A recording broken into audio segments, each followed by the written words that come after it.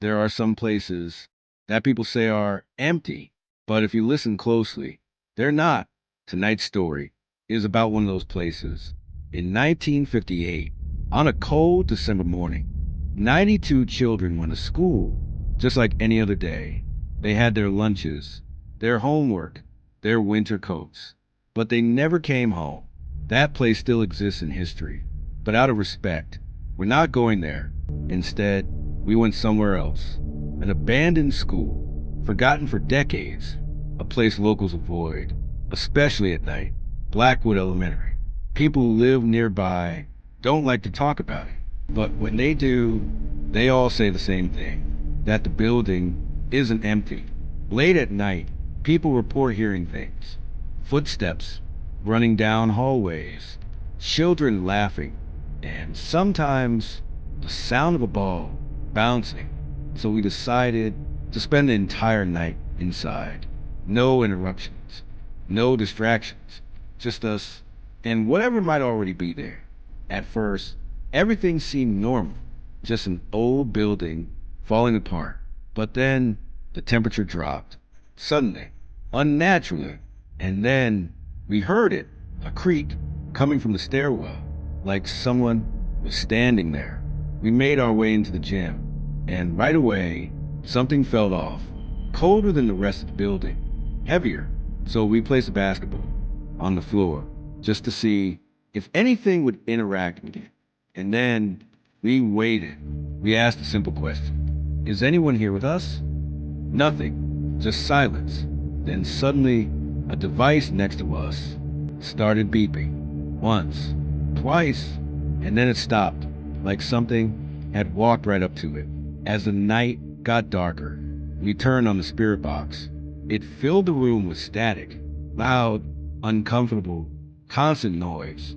And then we asked, who's here with us? At first, nothing made sense, just random noise. But then, through the static, we heard a word, play. We froze, looked at each other, and asked, how did you play?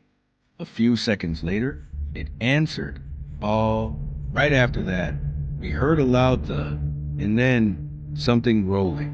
When we looked, the basketball was no longer where we left it. It had moved across the entire room.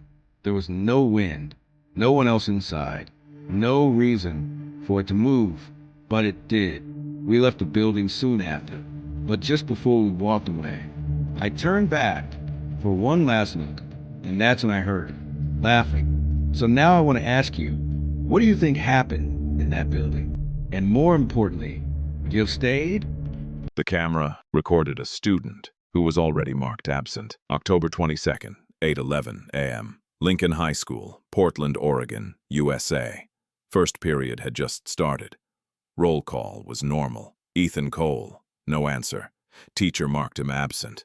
Nothing unusual, until the security office called. They said Ethan had entered the building at exactly 8:07 a.m. alone. The teacher checked again. His seat was empty. Backpack gone, chair untouched. They pulled the hallway footage.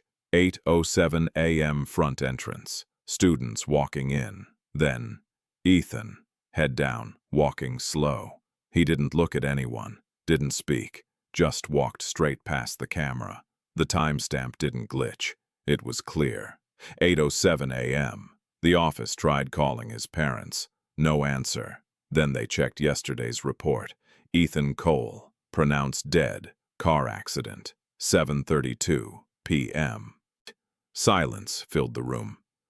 They went back to the footage, zoomed in, frame by frame. Ethan stopped, right in front of the camera, then slowly looked up, straight into the lens, eyes open, but not blinking. The screen froze, the file corrupted, no backup saved. By the next day, all footage from that hour was gone, except one frame, printed, left on the principal's desk. No one knew who put it there. In the photo, Ethan wasn't alone. Someone was standing behind him. Comment, seen, if you would check that footage.